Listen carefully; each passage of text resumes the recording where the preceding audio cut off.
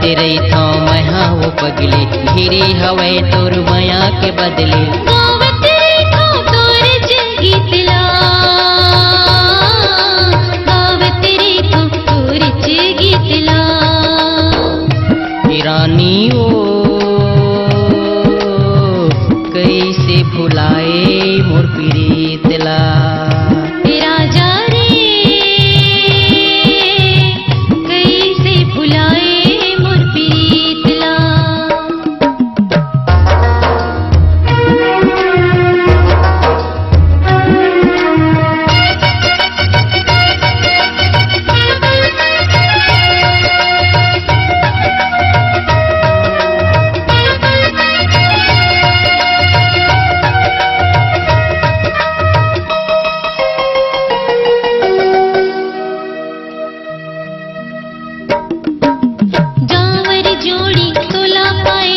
सपना होगे सपना, संग संग जिए मरे के वादा तोड़ दे रे सजना।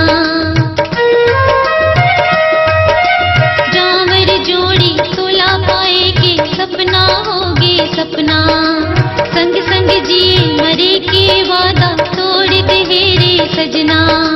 कैसे मोर पिराने जाने चिटिक मया बर छुटे पराने, कैसे मोर पिराने जाने चिटिक मया बर छुटे पराने। कौन बनाए ऐसन रीतला, हाँ कौन बनाए ऐसन रीतला। राजा रे कैसे भुलाए मोर प्रीतला। राजा रे कैसे भुलाए मोर प्रीतला।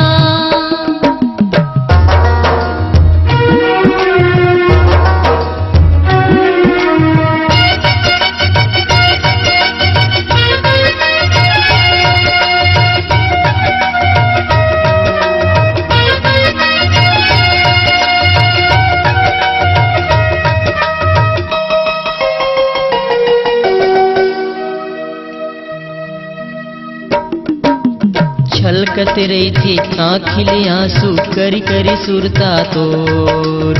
निर्दया रे छोरी चलाए हृदय माता मोर। छलकत रही थी आँखिले आंसू करी करी सुरता तोर।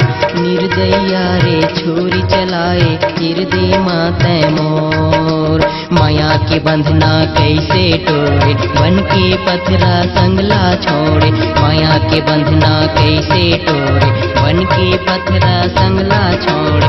परगे का कर नजर ढीठा, परगे का कर नजर ढीठा। रानी ओ कैसे भुलाए मोर प्रीतला। रानी ओ कैसे भुलाए मोर प्रीतला। राजा रे कैसे भुलाए मोर प्रीतला। रानी ओ कैसे भुलाए मोर प्रीतला। रोवते रे था मैं हार पगला, उन बेरी हर लेवात बदला। रोवते रही था मैं हाँ वो पगली, घिरी हवे तोर माया के बदले। गावते रे था तोर गीतला, गावते रे था तोर गीतला। रानी ओ कैसे भुलाए मोर प्रीतला। राजा रे कैसे भुलाए मोर प्रीतला। कैसे भुलाए मोर प्रीतला। कैसे भुलाए मोर प्रीतला। कैसे भुलाए मोर प्रीतला।